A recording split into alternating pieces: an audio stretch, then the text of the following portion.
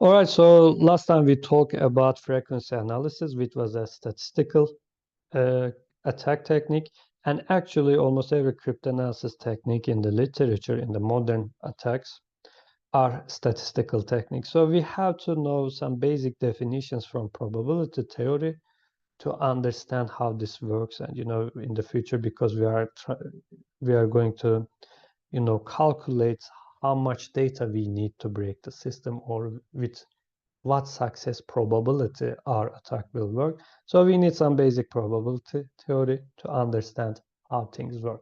So just let's look at some basic definitions, some basic theorems to cover this stuff. So random experiment outcomes. The set of all possible outcomes is the sample space S. The subsets of S are called events of the experiment. An event occurs if one of the outcomes in the event occurs. So as simple as that. There are some Kolmogorov axioms. Given the sample space S and events A1, A2, etc. in S, a probability measure P on S is a function P from S to 0 between inclusive interval 0 between 1, such that probability, this P, the probability measure P of AI is always greater than equal to 0 for every event AI in S. So this means that actually any event in the sample space has some, probability larger than or greater to, equal or greater to 0. And the probability of the whole sample space is 1. So if we want to give a basic example, think about flipping a coin. Your sample space is tails and heads. So you can have only 2 events in S. So probability of tails is 1/2 if the coin is fair, and probability of tails and heads, both of them have probability 1/2. So this definition holds. It is larger than or equal to 0.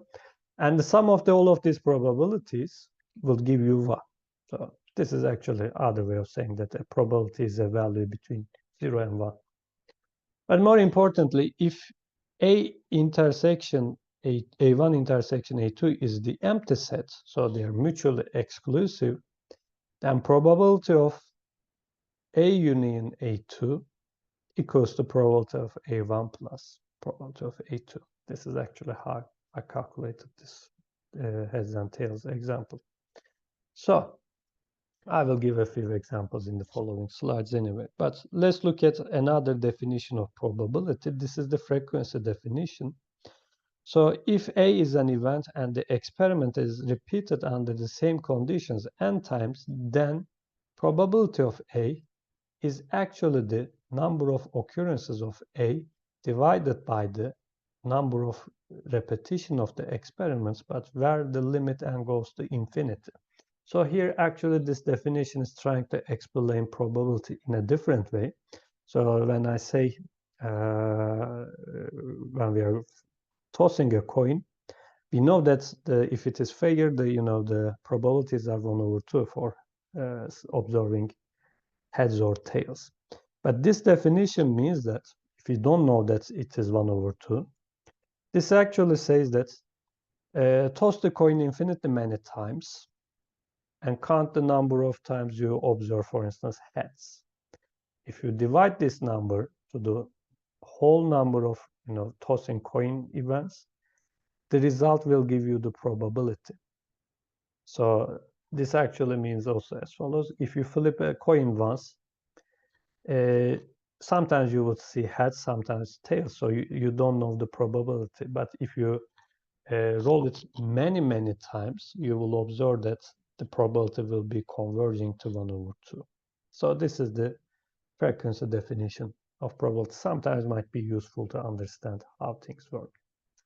Yes, conditional probability. Given a sample space S and events A and B, where probability of B is larger than 0, the probability that A occurs given that B occurred is called the conditional probability of A given B. It is denoted by P, A given B like this, and it is defined by probability of A given B equals to probability of A intersection B divided by probability of B. Since we are dividing with the probability of B, this is why we said that it should be larger than 0, because division by 0 is undefined. So conditional probability is important because sometimes people have hard time to calculate probability when an event is already occurred. In this case, B is given, so B happened. So of course, if you change the if you take this PB to other side of the equality, you will also observe that probability of A intersection B is actually probability of B multiplied by probability of A given B. This is important because sometimes it is hard to calculate this probability, but we can calculate these two probabilities, so we can simply multiply them and obtain this one. All right, so there are also partitions. Events A1, A2, AN partition S if intersection of any AI and AJ is the empty set, and IR is different than J, and union of A1, A2 until AN equals to the sample space. And also let me give you a total probability theorem. If A1, A2, AN is a partition of S, and if B is any event in S, then the probability of B is actually the summation of all of these probabilities, where you multiply P AI with P B given AI. Okay, might be useful sometimes. And another theorem, the bias theorem. If AI is a partition of S and B is a subset of S, then probability of AI given B, which is this, which we already showed, is also can be calculated as this summation. You can see this is coming from the previous theorem. Yeah, these are theorems that you might need in the future. So it is not directly related in our cryptanalysis calculations, but at some point you might need them. Important thing is, but also the independence. Given two events A and B in the sample space, as if the occurrence of B does not affect the occurrence of A, then probability of A given B is actually PA, because the B happening does not affect this probability. And we say that A is independent of B. And A and B are independent if probability of A intersection B is just probability of A multiplied with probability of B. This is important because in a few slides I will give an example where will be a student will be randomly guessing true false questions. So one answer to a question will not affect the other. All will be independent. This is why we will be multiplying these probabilities. So actually in cryptanalysis, we also try to calculate the probability of an event that is happening for a single round. For instance, you are giving a difference to input and check with what probability the output is modified in a certain way. So then you also check what that difference turn out in the following round. So you calculate these probabilities independently, and you assume that these events are independent, so you have to multiply those probabilities. So this independence assumption in cryptanalysis is actually important, and this is why we can easily calculate probabilities by just simply multiplying probabilities of independent events. Yes, a famous example for a conditional probability. Suppose you're on a game show and you are given the choice of 3 doors. Behind one door is a car, behind the others, goats. So 1 car, 2 goats. You pick a door. For simplicity, let's say that you choose the first door. And the host, who knows what is behind the other doors, opens another door, always a door that contains a goat. In our example, let's say it is the 3rd door, and shows that there is a goat there. So at this point, you might feel like you are winning because you know that you didn't choose one of the goats. So he asks you, do you want to change your door? Do you want to stick to the number 1, or do you want to make a change? I'm allowing you to make a change. So some people think that, since they think that they are winning because one goat is eliminated, some people think that it is better to stay with the first choice. And some people will say that changing your decision actually doesn't affect the probability, because now you end up with two doors. One of them has a car, one of them is a goat. So your winning chances are 1/2 if you change it or not. But if you think about conditional probability, both of these answers are wrong, because if you change, actually it is to your advantage.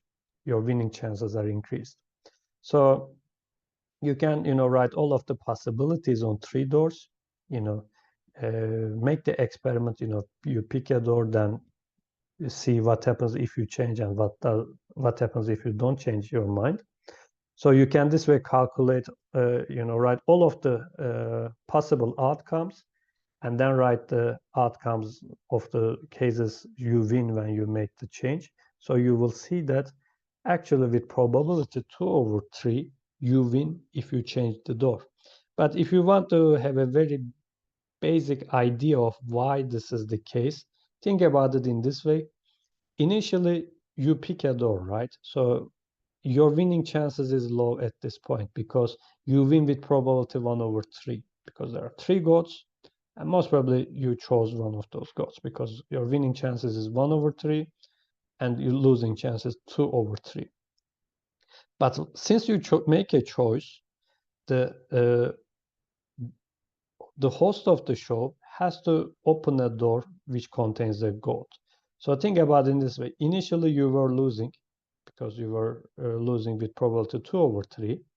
You pick the door, so most probably there's a goat behind it. So the host actually eliminates the other goat. So if you change your mind, now if you initially pick the goat, now if you change your mind, you choose the door with the car. So your winning chances are now 2/3. So this is actually to show you that what happens when the conditional probability comes into play. Because here there is a condition, because the game host opens a door depending on your choice. Okay. So this is what actually happens in this question. All right, so let's give a few more definitions and then finish it with a basic example. Independence and mutual exclusiveness, disjointness, are different concepts. So we say A and B are mutually exclusive if the probability of the intersection is empty set and the probability of the intersection is 0. So A and B are independent if probability of A occurring is greater than 0, probability of B occurring is greater than 0, and the probability of A intersection B is also larger than 0. So we have to have, disjointness here to obtain the mutual exclusiveness, but for the independence, we should have, this kind of probability at the end. So I think there's one P is extra here. I was trying to tell that the intersection is the empty set. All right, so independence of trust. This is what I was trying to get at, and then give an example. If an experiment has a sample space S, if the experiment is repeated n times, we speak of n trials of the experiment. The trials are independent if the sample space consisting of these n outcomes, Ti is the sample space of the ith trial, and probability of the events Ti's of the ith trial is actually, the probability of all of this happening is actually the probability of all of these independently happening, and then all of these probabilities are multiplied. Okay. So with this definition, it might seem maybe strange, or we are talking too theoretical. So let's give an example and solve this example to see what this independence actually means. Okay. So our example is something easy, but it will be, take some time to calculate. A student is going to take an examination consisting of 4 true-false and 3 multiple-choice questions. We can consider the solution of the exam as an experiment consisting of 7 trials. Each trial is an answer to one of the 7 questions. Assume that the true-false are the first questions and the multiple choice are the succeeding questions of the exam. Of course, this doesn't affect the probability. We are just making this for simplicity. The sample space S actually consists of T1 to T7, and a sample solution will be like this, right? Where Ti is an answer to question I. So your answer can be either correct or incorrect. Assume that the multiple choice problems have 3 choices. So for true false, so in true false you have 2 choices and you have 3 multiple choice questions, and assume that all of them have 3 choices. So S consists of 7 tuples with components corrects or incorrects. We assume that the student is unprepared and chooses their answers randomly. And this means that the answer to one question is unaffected by the answers to the preceding ones. In other words, the trials are independent. Here, this way we can actually, multiply the probabilities. Here's the hint actually. So the question is, what is the probability of passing the exam if they answer at least 6 questions correctly? So you have to randomly guess 7 questions and you pass the exam. Either when you have 6 correct and 1 wrong answer, or when you have all of the 7 questions correctly answered. So now we have to make some calculations. So probability of passing means that either you have 7 tuples, so 7 answers with exactly 1 incorrect, so 6 correct, 1 incorrect, plus probability of correctly answering 7 of them. As you can see, these are disjoint sets, because here you have 7 correct answers, here you have 6 correct answers and 1 wrong answer. So these actually are disjoint. So think about this first part. I said that we have 6 correct but 1 incorrect. But now the question is where this incorrect answer lies into. Is it in the multiple choice or is it in the false true ones? So think about this summation of 2 probabilities as summation of 3 probabilities. So I divided this into 2. In the first, I will try to calculate the probability of having 1 wrong answer in the true-false questions and answer all of the 6 remaining questions correctly. Also, in the second one, I will calculate the probability of 1 incorrect in the multiple choice and 6 correct in the remaining. This one remains the same. Here you answer 7 correct answers. As you can see, these are still disjoint, right? Because here you have 7 correct, you have 6 correct, 1 wrong in multiple choice. Here you have 6 correct, 1 incorrect in the false true question. So this is why you can actually add these probabilities. This is why I'm trying to explain the disjointness. Now I will talk about independence of the trials. So let's calculate the first probability. So I'm saying that there is a 1 wrong answer in the false truths, okay? So this means that you correctly answer 3 false true questions. The probability of this is, 1/2 times 1/2 times 1/2. Now you answer in an incorrect way, but this is happening also with probability 1/2. So this is why there's a 4th power of 1/2, right? Also, you have to correctly answer 3 multiple choices. So by randomly guessing, your correctly answering probability is 1/3. But since there are 3 questions, 3 multiple choice questions, you have to multiply 1/3, 1/3, 1/3, because these answers are independent, right? So as you can see, this is the probability of correctly answering 3 multiple choices.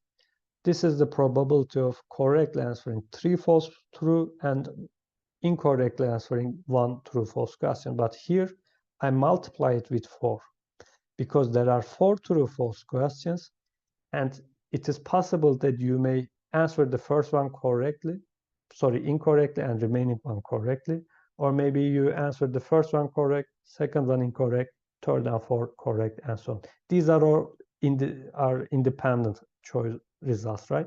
This is why I have to, disjoint sets, in other words, I have to add these probabilities 4 times. This is why I'm multiplying with 4. Same thing applies to this probability calculation. Now, I'm going to make an error in the multiple choice. So there are 3 multiple choices. I will answer one of them incorrectly. So incorrectly answering this multiple choice question has probability 2 over 3, right? Because there are 3 choices, 2 wrong answers. And correctly answering these remaining 2 problems has probability 1 over 3 times 1 over 3. Of course, again, I multiplied with 3 because my incorrect multiple choice answer might be in the first one, or in the second one, or in the third one. In this scenario, I answered the 4 true-false questions correctly. This is why I take the 4th power of 1 over 2. So now I need to calculate this one. This one is easier because, I don't need to make any choice because I correctly answer 7 of them, and this has probability with, all of the probabilities multiplied because these are independent events. So you correctly guess true-false questions, 4 true-false questions, and you also correctly guess 3 multiple-choice questions. So if you calculate this, probably you need to use a calculator or write a programming code, but at the end, the result is this, 0.0254 and so on. So this means that this student has a chance of passing the exam of this probability, which is, around 2.5%.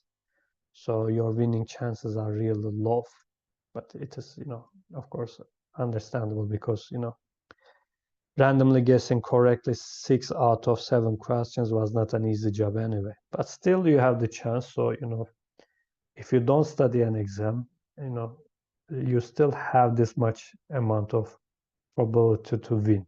So if you feel you are lucky, maybe you should give it a shot.